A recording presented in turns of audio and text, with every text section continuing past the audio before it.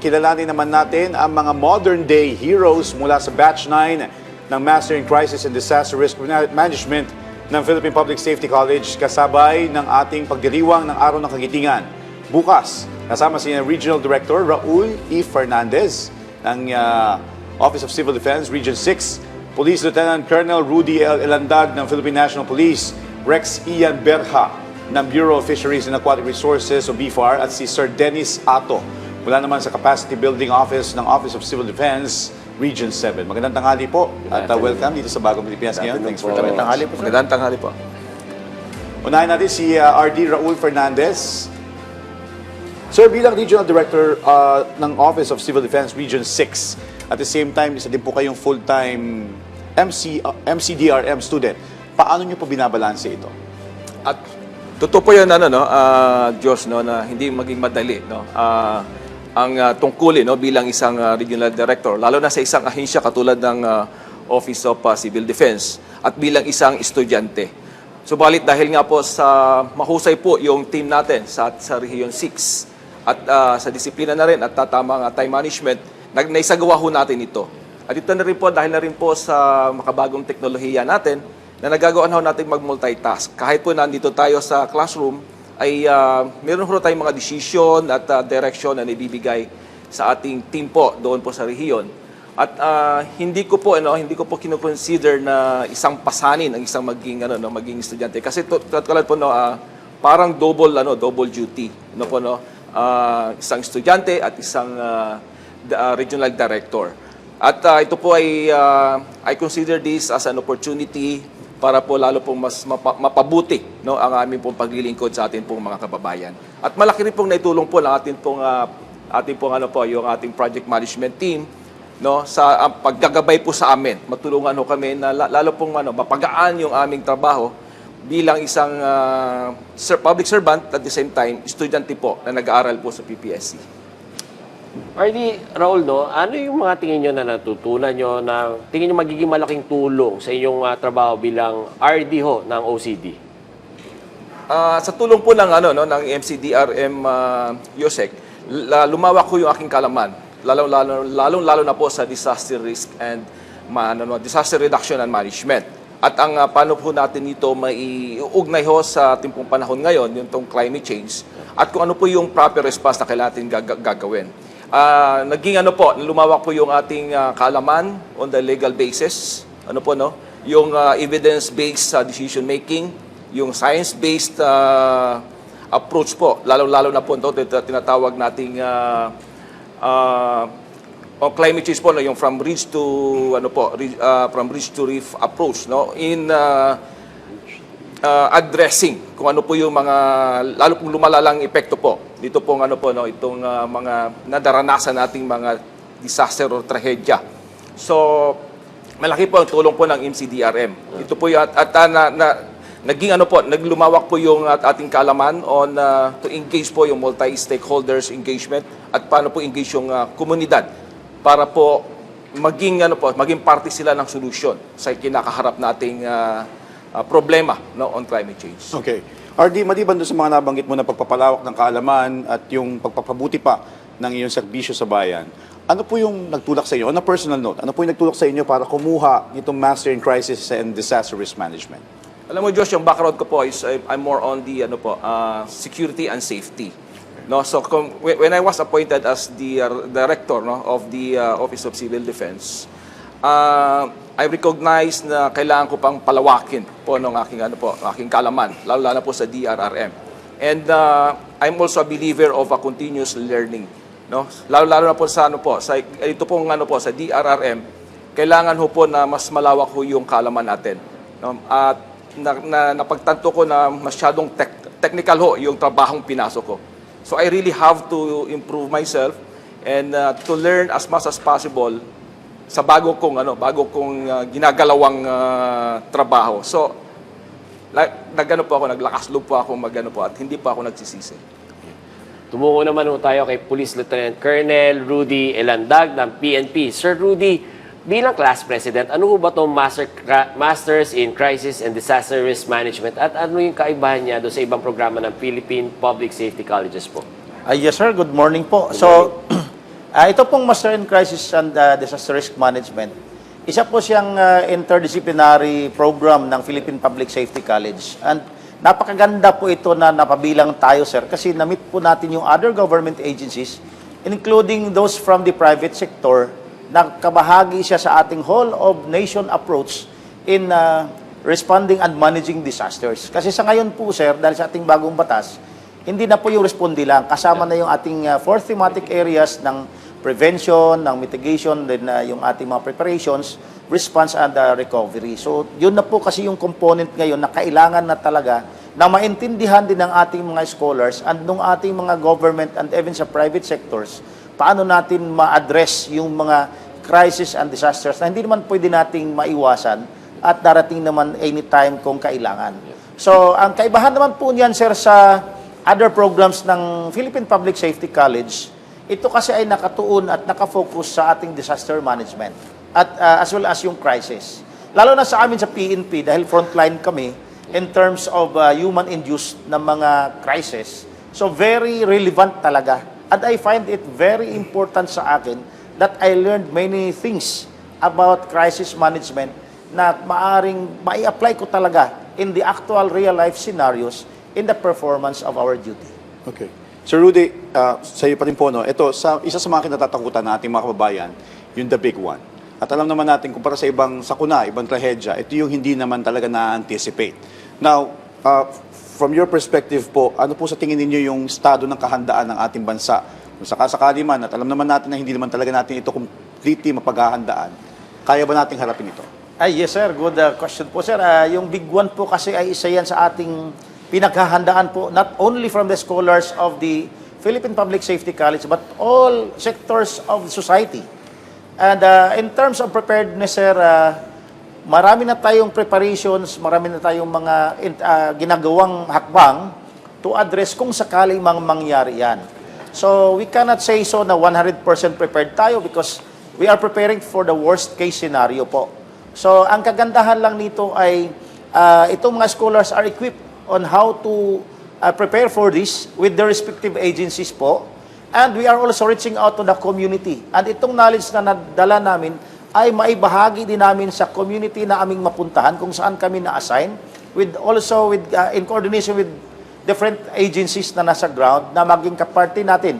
Kasi although prepared na tayo ngayon, but I believe kailangan pa natin ng mas malawak na paghahanda because we are expecting po yung big one is napakalaking incident po yun kung sakaling mangyari man. Hopefully in God's grace ay hindi mangyari, but we need to prepare po in case na may mangyari, at least we can mitigate the effects of the big one po. Colonel, no, nabanggit mo kanina yung ano yung contribution nito do sa trabaho mo on a personal level. Pero I would like to know sana, paano po yung mga ano yung pwedeng nang maiambag or ano yung mga laking tulong ng course na to sa ibang other law enforcement agencies or kaya sa PNP in general? Yes po, sir. Ang kagandahan po nito ay nadagdagan yung ating kaalaman. And in fact, I am encouraging all other colleagues po, especially yung sa ating officer line, that kung kaya naman nilang mag-aral pa. Yeah. And I will encourage them po so that they will be equipped also with the necessary knowledge po, sir. Kasi itong MC Dream po ay special program po kasi siya. Hindi ito natutunan namin sa other courses ng PNP, sa career courses, kundi ibang dimension siya, which I believe na kailangan talaga nating matutunan din para ayos at tama yung ating pagresponde at pag-manage ng mga crisis or disasters na mangyari sa ating community po. Okay. Punta naman tayo kay Sir Rex Berha mula po sa BFAR. Sir, paano po ninyo na magagamit itong inyong mga natutunan o natutunan sa Master in Crisis and Disaster Risk Management sa inyo pong field? Thank you, sir. And magandang tanghali po sa inyo at sa lahat po ng manunood. First po, let me just put it out there na ang ating sektor ng pangisdaan, ang ating mga mangingisda, they remain to be among the most vulnerable.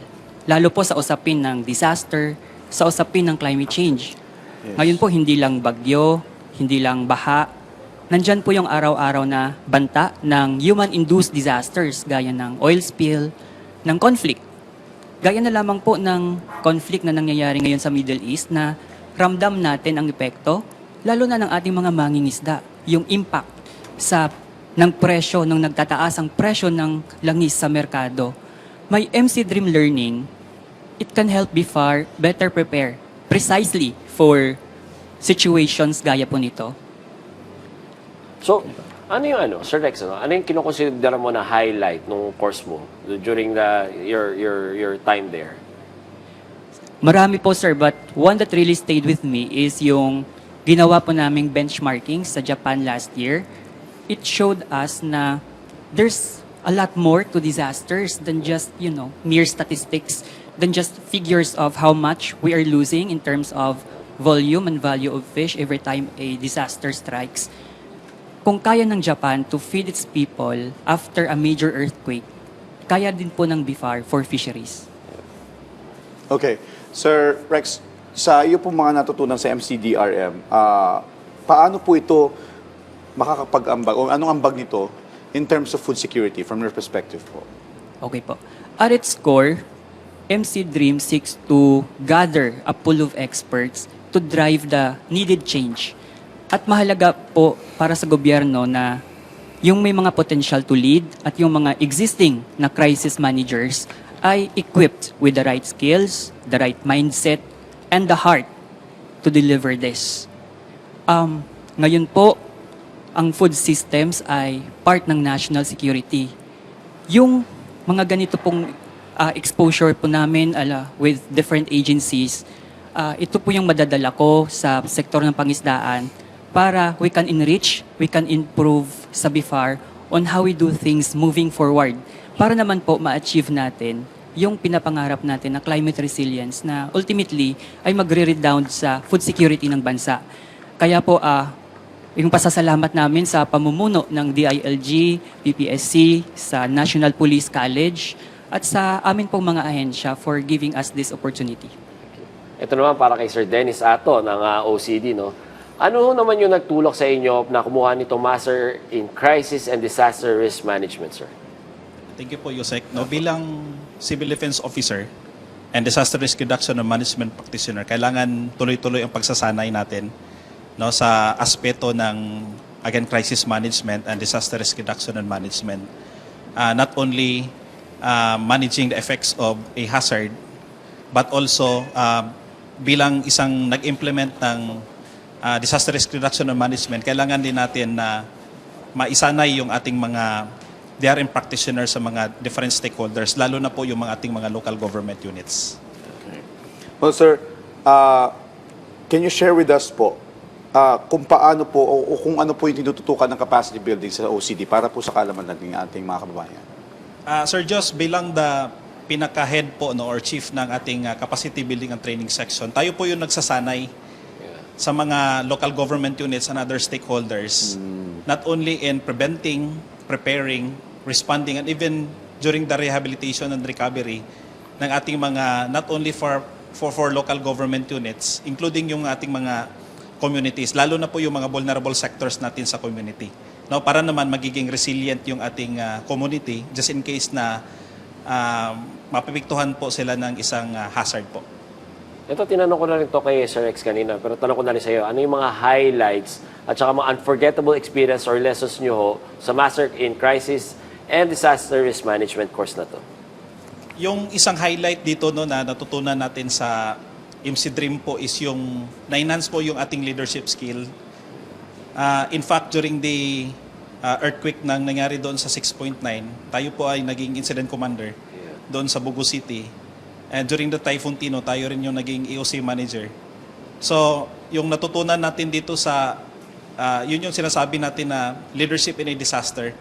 No, so, kailangan natin ng maraming ma-train na mga leaders and managers sa not only at the strategic level, no, sa mga local government units to manage. During na-observe natin po during the earthquake na wala po tayong problema sa mga responders, no? Marami po tayong mga trained responders, came from different stakeholders. Pero naging challenge po natin doon yung mga managers po natin, yung mga leaders po natin na nagli-lead in managing the effects of a hazard. Alright. On that note, mensahe nyo na lang po sa ating mga kababayan sa pagdiriwang natin bukas ng Araw ng Kagitingan at perhaps ano po yung maaaring asahan ng ating mga kababayan sa inyo pong sa kalidad po ng ating serbisyo ngayon pong nag-take po tayo ng ganitong kurso, itong MCDRM. Unahin po natin si RD Raul Fernandez ng OCD. Maraming salamat po, Josh. No? Bukas po ay magipagdiriwang natin ang Araw ng Kagitingan. Ito po ay ating ginugunita ang hindi lang po yung ang kabayanihan nung nakaraan, kung hindi ang ating pong ating sama-samang tapang na harapin po ang mga panganib at sakuna ng kasalukuyan. Sa disaster risk reduction and management ay hindi lang po ito ang tapang hindi lang po nasusukat kung paano tayo magresponde sa panahon ng krisis. Kung hindi, ito po ay nakikita rin po sa ating kahandaan at kung paano ho tayo naging mapagmatsyag at kung yung iisa nating adhikain na proteksyonan po ang ating pong mga kababayan at ang kanilang mga ari-arihan sa panahon po ng sakuna o parating na mga trahedya.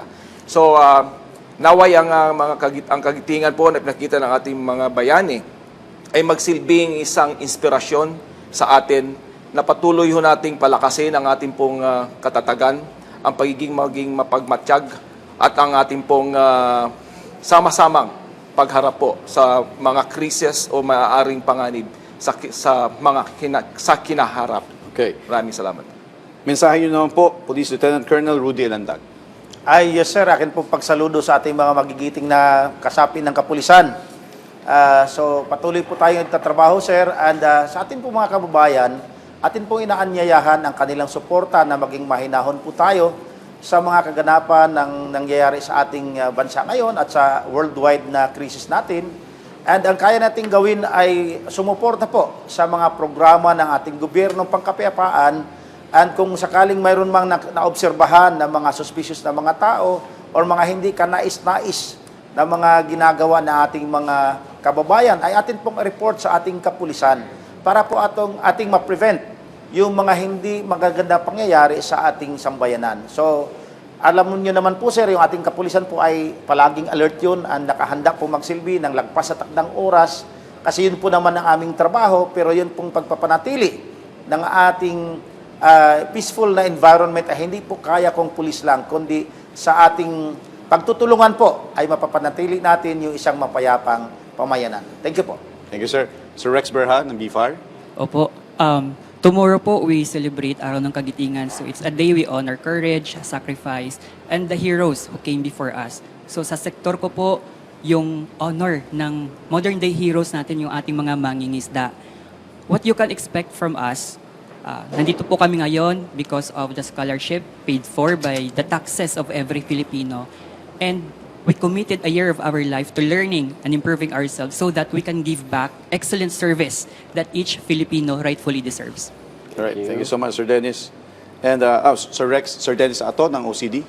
In-acknowledge ko lang po yung kasamahan natin sa mga team however po, no, na even holidays po, sila po yung magigiting natin na nagjo-duty sa ating mga operation center. No, yung ating, of course, with the help of our volunteers, no, sa mga affected na mga communities. So, inanyahan po natin na tayo po ay pagtuloy po natin yung ating pagtutulungan, no, para mapaunlad po natin ang ating bayan po. Maraming salamat to sa inyong oras at pagbabahagi ng inyong mga kwento sa karanasan sa kay Regional Director Raul Fernandez, sir, ng Office of Civil Defense, Region 6, Police Lieutenant Colonel Rudy L. Elandag ng PNP, Rex Ian Berha ng BFAR at kay Sir Dennis Ato mula sa Capacity Building Office ng OCD Region 7. Maraming salamat po sa inyo lahat. Thank you, sir. Thank you po.